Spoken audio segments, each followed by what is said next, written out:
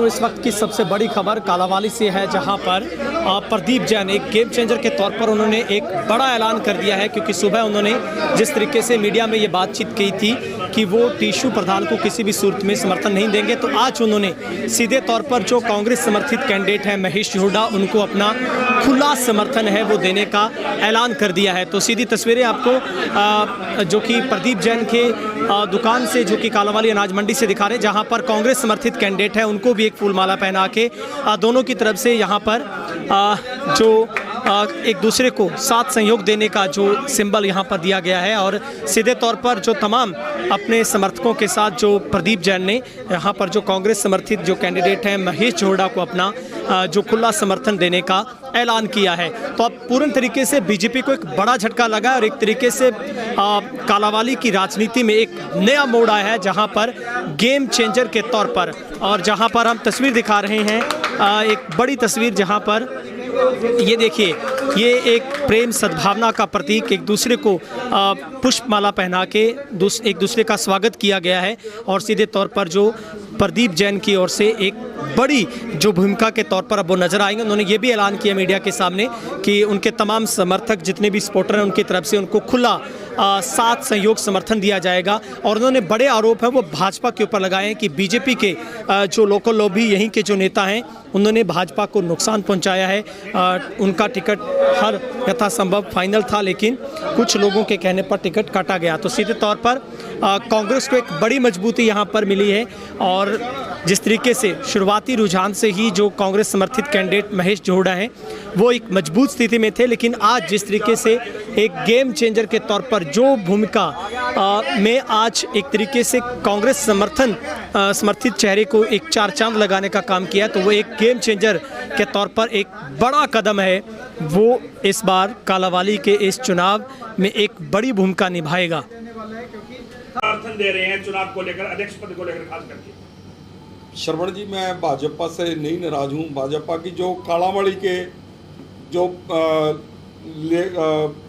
जिलाध्यक्ष हैं उनसे मैं नाराज हूँ, जिन्होंने मेरी काट करी और मेरी टिकट कटवाने का काम किया। तो सभी बीजेपी आरएसएस कालांवाली की जो बीजेपी कार्यकारिणी थी, सभी ने मेरे को समर्थन दिया, सभी मेरे साथ थे, सभी आज भी मेरे साथ हैं। कालांवाली उद्घाटन हुआ, मंत्री जी हमारे आए, तो वहाँ पे हमारे ना हलोपा का ना बीजेपी का कोई भी पदाधिकारी नहीं पहुँचा।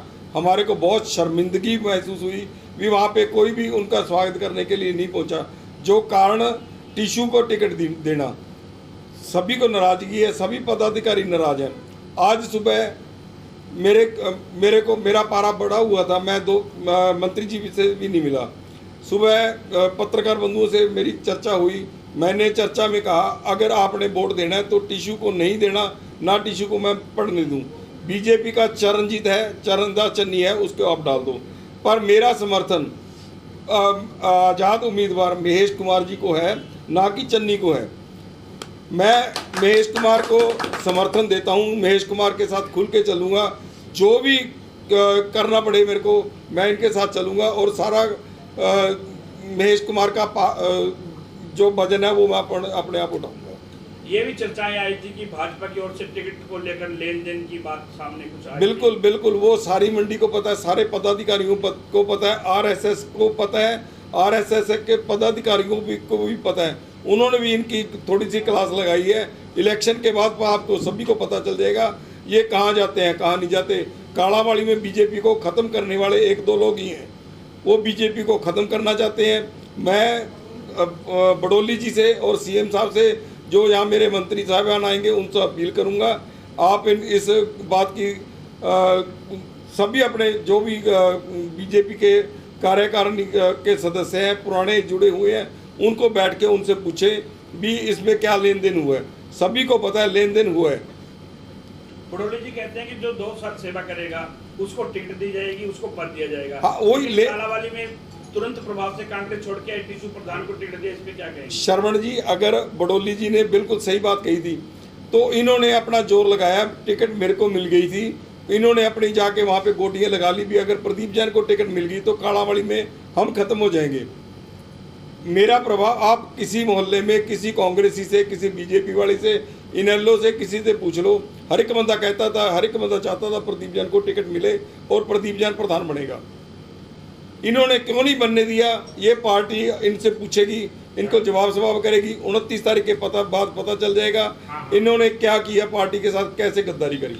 आप अपने समर्थकों को, शहर के वोटरों को, शहर के लोगों को क्या अपील करेंगे? मैं अपील करूंगा, महेश कुमार आज़ाद के साथ हम खड़े हैं और मैं महेश कुमार झोड़ जी आज़ाद उम्मीदवार, इनके साथ हम खड़े हैं और इनके साथ खुल के चलेंगे और इनको खुल के वोटें डालें और ज़्यादा से ज़्यादा वोटों से जिता के हम टिश्यू को और टिश्यू के जो आका हैं एक दो, उनको पता चल जाए भी कालावाड़ी में किसका प्रभाव है, किसका नहीं है।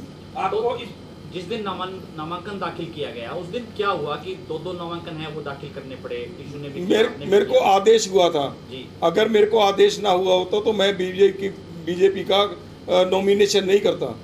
मेरे को अगर आदेश हुआ था तो ही मैंने अपना नॉमिनेशन किया था। मैंने एसडीएम साहब से भी 3 बजे मेरा लास्ट नॉमिनेशन हुआ है। एसडीएम साहब से पूछा, मैं कहा जनाब आपके पास कोई टिकट आई है? बोला मेरे पास एक ही टिकट आई है और बीजेपी की कोई टिकट नहीं आई। इन्होंने रात को एसडीएम साहब से कोई गिटमिट करके रात को लगाई है। उसके बाद जब